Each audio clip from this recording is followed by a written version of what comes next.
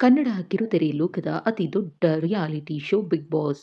Big Boss Kannada season 13ರ ಆರಂಭಕ್ಕೆ ದಿನಗಣನೆ ಶುರುವಾಗಿದೆ.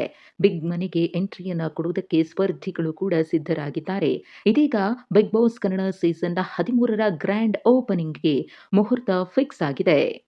ವಾಹಿನಿ ಬಿಗ್ ಬಾಸ್ ಕನ್ನಡ ಸೀಸನ್ 13ರ ಗ್ರ್ಯಾಂಡ್ ಓಪನಿಂಗ್‌ನ ಪ್ರೊಮೋವನ್ನ ಶೇರ್ ಮಾಡಿದ್ದು, ಈ ಬಾರಿ ವಿಭಿನ್ನ ರೀತಿಯಲ್ಲಿ ಓಪನಿಂಗ್ ನಡೆಯಲಿದೆ ಅನ್ನೋ ಕ್ಲೂ ಅನ್ನ ಕೂಡ ಈ ಪ್ರೊಮೋ ಕೊಡ್ತಿದೆ. ಈಗಾಗಲೇ ಬಿಗ್ ಮನೆಗೆ ಎಂಟ್ರಿಯನ್ನ ಕೊಡುವುದಕ್ಕೆ ಅಗ್ನಿ ಪರೀಕ್ಷೆ ಮೂಲಕ ಸ್ಪರ್ಧಿಗಳ ಆಯ್ಕೆ ಪ್ರಕ್ರಿಯೆಯೂ ಕೂಡ ನಡೆಯುತ್ತಿದೆ. ಮತ್ತೊಂದು ಕಡೆ ಸೆಪ್ಟೆಂಬರ್ 6ರಂದು ಸಂಜೆ 7 ಗಂಟೆಗೆ Bigg Boss Kannada season 13 grand opening ಪಡೆಯಲಿದೆ. ಇನ್ನು ಪ್ರೊಮೋದ ವಿಶೇಷತೆಯನ್ನು ನೋಡೋದಾದ್ರೆ, ಕಿಚ್ಚ ಸುದೀಪ್ ವಿಮಾನ ಹತ್ತೋ ಮೂಲಕ ಗ್ರ್ಯಾಂಡ್ ಓಪನಿಂಗ್ ಡೇಟ್ ಅನ್ನ ಅನೌನ್ಸ್ ಮಾಡಿದ್ದಾರೆ.